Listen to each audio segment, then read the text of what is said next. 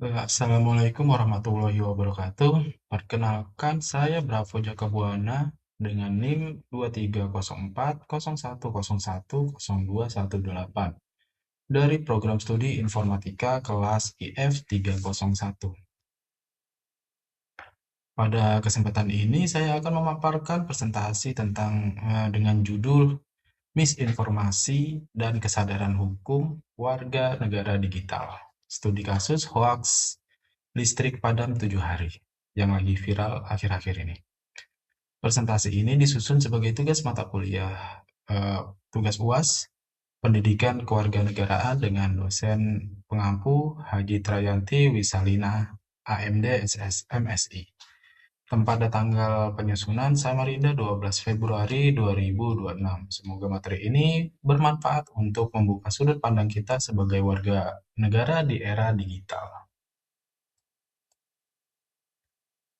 Di era digital, informasi menyebar sangat cepat, tapi sayangnya misinformasi juga ikut menyebar dengan kecepatan yang sama. Bahkan sering lebih cepat. Salah satu kasus yang viral baru-baru ini adalah hoaks listrik dan ATM akan padam selama 7 hari mulai 20 Februari 2026 yang beredar luas di TikTok, Instagram, dan grup WhatsApp.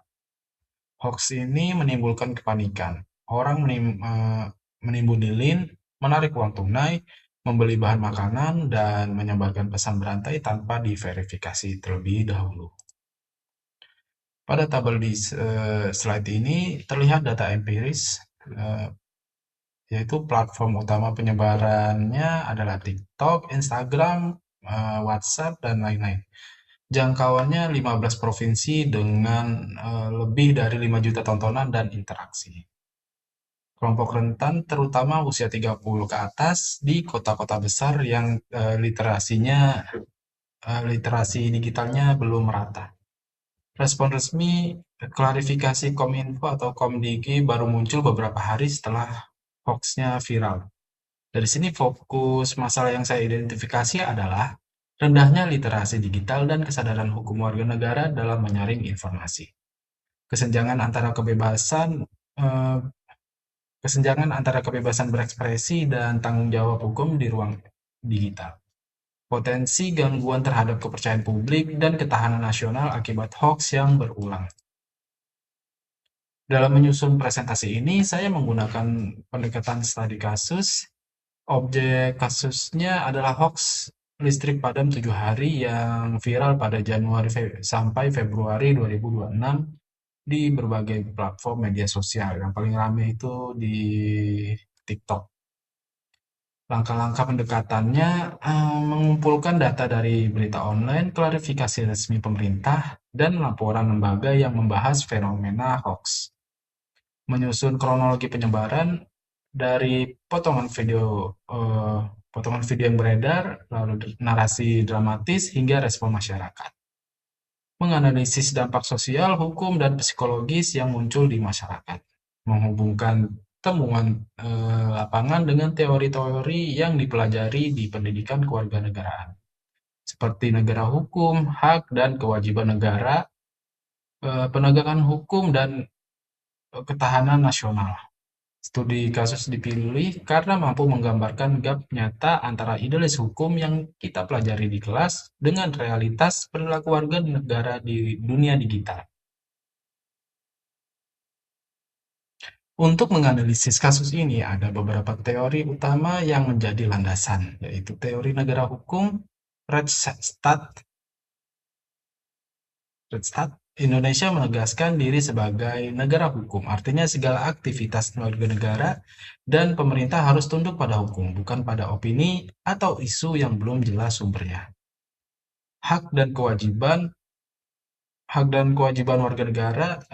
warga negara memiliki hak atas informasi dan kebebasan berpendapat, tapi juga dibatasi oleh kewajiban untuk tidak merugikan orang lain serta wajib menaati hukum yang berlaku. Kesadaran hukum bukan hanya tahu isi pasal, tapi juga kesediaan untuk bertindak sesuai hukum tanpa harus diawasi. Dalam konteks hoax, ini berarti menahan diri untuk tidak langsung menyebarkan informasi yang belum belum terverifikasi. Hukum positif terkait informasi elektronik. UU ITE dan aturan terkait berita bohong mengatur bahwa penyebaran informasi palsu yang menimbulkan keonaran atau kerugian publik dapat dikenakan sanksi pidana. Ketahanan nasional dan wawasan kebangsaan. Hoaks yang terus berulang dapat menggerus kepercayaan publik kepada institusi negara dan melemahkan ketahanan nasional dari sisi psikologis dan sosial. Teori-teori ini menjadi kacamata untuk pembaca. Apakah perilaku kita sebagai warga negara digital sudah sejalan dengan nilai-nilai PKN atau justru bertentangan? Pertama, kita lihat dulu kronologi singkat dan pola penyebaran hoax-nya. Awalnya beredar potongan video dan narasi yang menyebut akan ada pemadaman listrik dan penutupan ATM selama 7 hari di seluruh Indonesia. Konten ini dipotong dari konteks lain, lalu diberi judul dan narasi yang menakut-nakuti. Dalam beberapa hari, konten tersebut menyebar. Untuk fase awal, viral di TikTok dengan caption dramatis, lalu disalin ulang ke Instagram Reels dan YouTube Shorts. Setelah itu masuk ke grup WhatsApp keluarga, komunitas, dan lingkungan kerja, sehingga menjangkau lapisan masyarakat yang lebih luas. Ciri-ciri pola penyebarannya menggunakan nama otoritas atau istilah teknis supaya terdengar meyakinkan, mendorong kepanikan. Misalnya, ajakan segera tarik uang tunai atau stok bahan makanan. Minim sumber resmi, tetapi banyak menggunakan frase seperti sudah bocor dari orang dalam, padahal dibuat-buat. Hal ini menunjukkan bahwa emosi dan rasa takut seringkali lebih dominan daripada logika dan verifikasi ketika masyarakat menerima informasi yang sensitif. Jika kita lihat dari perspektif negara hukum, fenomena ini bukan sekadar masalah salah informasi, tetapi juga menyentuh wilayah pelanggaran hukum. Dalam sistem hukum Indonesia, penyebaran berita bohong yang menimbulkan keonaran di masyarakat dapat dikenai sanksi pidana, baik melalui ketentuan KUHP maupun peraturan terkait informasi elektronik. Namun, di sisi lain, penegakan hukum terhadap kasus hoax ini tidak terlalu mudah. Beberapa tantangan yang muncul antara lain adalah sulitnya melacak sumber pertama penyebaran hoax karena pesan berantai berpindah sangat cepat. Ada masyarakat yang tidak sadar bahwa tindakannya menyebarkan ulang informasi bohong juga berpotensi melanggar hukum.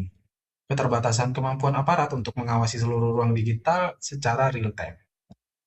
Kondisi ini menimbulkan pertanyaan penting. Sejauh mana penegakan hukum sudah berjalan tegas? Dan sejauh mana masyarakat betul-betul memahami bahwa mereka punya tanggung jawab hukum di dunia digital? Disinilah relevansi eh, konsep penegakan hukum yang berkeadilan yang kita pelajari di pendidikan kewarganegaraan. Menjaga keadilan, kepastian, dan memanfaatkan dalam konteks tantangan baru di era digital. Jika dikaitkan dengan hak dan kewajiban warga, kasus ini memperlihatkan adanya ketidakseimbangan banyak orang merasa punya hak untuk mendapat dan menyebarkan informasi, tetapi lupa bahwa mereka juga punya kewajiban untuk memastikan informasi tersebut tidak merugikan orang lain. Dalam konteks warga negara digital, kewajiban itu antara lain verifikasi dulu sumber sebelum membagikan ke lainnya.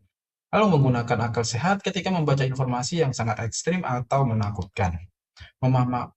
Memahami bahwa jejak digital tidak hilang dan bisa dipakai sebagai bukti jika terjadi pelanggaran hukum. Jadi, kualitas kewarganegaraan kita sekarang bukan hanya terlihat di TPS atau di jalan raya, tetapi juga di timeline media sosial dan di setiap grup chat yang kita ikuti.